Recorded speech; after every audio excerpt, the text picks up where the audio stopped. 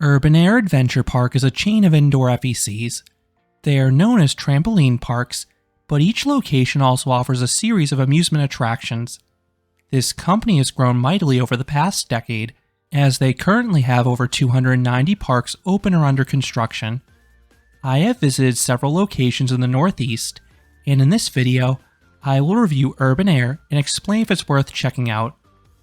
UrbanAir was founded in 2011 in Texas. Based on success, the owner began franchising locations across the country. To say the growth has been explosive is an understatement. Most locations are in the United States. They cover most regions at this point, as they can be found in 40 states. They also have one location in Ontario, Canada, so it will be interesting to see if they continue to expand internationally. Circus Tricks, who owns Sky Zone, is currently the largest trampoline park chain in the world, with 319 locations. With the rate that UrbanAir is expanding, they may surpass them in the coming years. UrbanAir commonly took over former big box or department stores. The ones I have visited have been on the darker side and have limited windows, but the attractions themselves are colorful at least.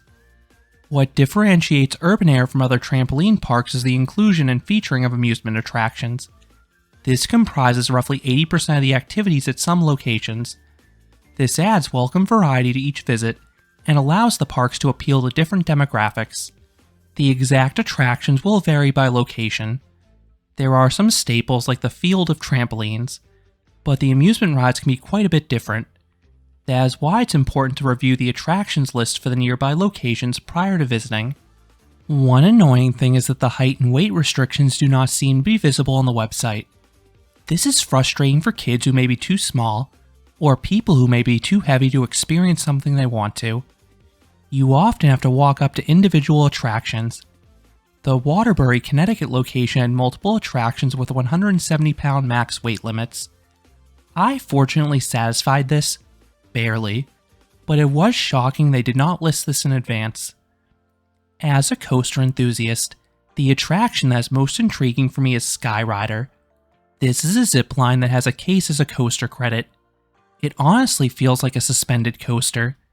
You have a full circuit with small dips and turns that induce swinging. These have been at any location I have visited thus far, but the tracks are not all the same.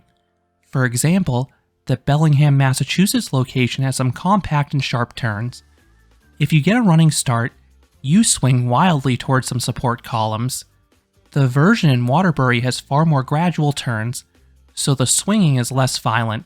Well, until the end, you basically crash into the wall. There also is a high ropes course commonly next to Skyrider because they share the same style harness.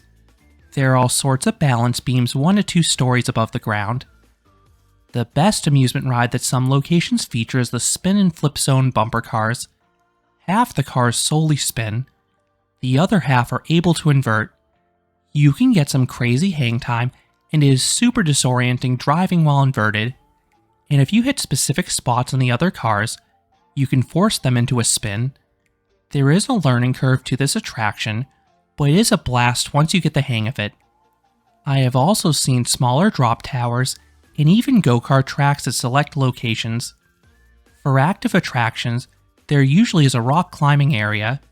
They are not too challenging, but the series of auto belay walls are varied. Then some locations have a leap of faith where you jump off a platform onto a trapeze. This is both terrifying and challenging. You also commonly find a slam dunk area, a dodgeball arena, and a ninja warrior course. All require coordination. There also are a series of games. All locations I have visited have some standard arcade games. Select locations complement this with laser tag and even some virtual reality games. Now, I have not visited locations with them, but a few also offer mini golf and/or bowling. Prices vary by location. It is linked to the quantity of attractions. Anyone can enter for free and walk around. This is great for parents who are just there to supervise their kids. If you only want to use the standard trampolines, there is a basic ticket.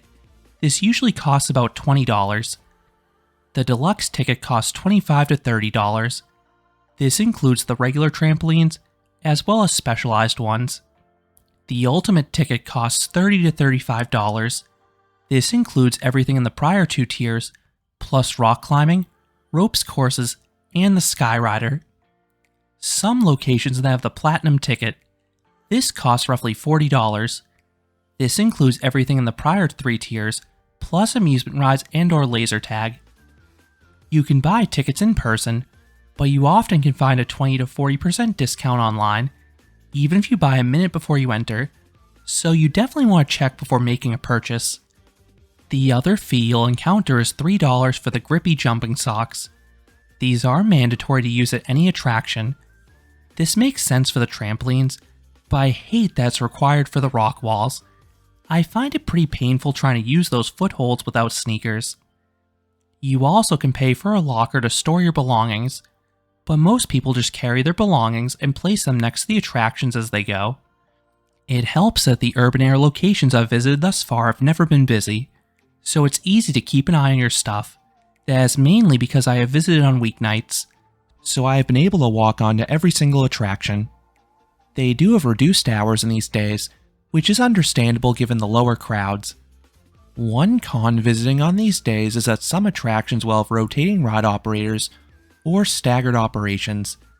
This allows everything to be operational for at least part of the day, rather than outright closing something for staffing. I prefer this approach. I imagine these places can get quite busy on weekends or school vacation weeks, hence why they have longer hours on those days. I imagine that is especially true if there are multiple birthday parties going simultaneously. That is one of their wheelhouses and specialties. They have multiple party rooms for this very reason. Lastly, these parks do have a small cafe, but I've always chosen to eat afterwards. I typically don't like to eat right before physical activity. So do I recommend the UrbanAir Adventure Parks? I think it's the best trampoline-style park I've experienced. You have all the trampolines you'd expect, plus some unique attractions such as rock walls, ropes courses, zipline coasters, and at some locations, amusement rides. The latter attractions are what appeal to me most. Just make sure to double check which attractions your specific location offers, because there's quite a bit of variation. I think this place is a bigger hit with kids, but adults who are kids at heart can have a great time as well.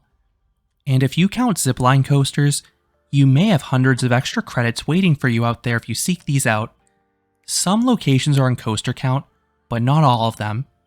So those are my thoughts on the UrbanAir Adventure Parks. What are your thoughts about this chain?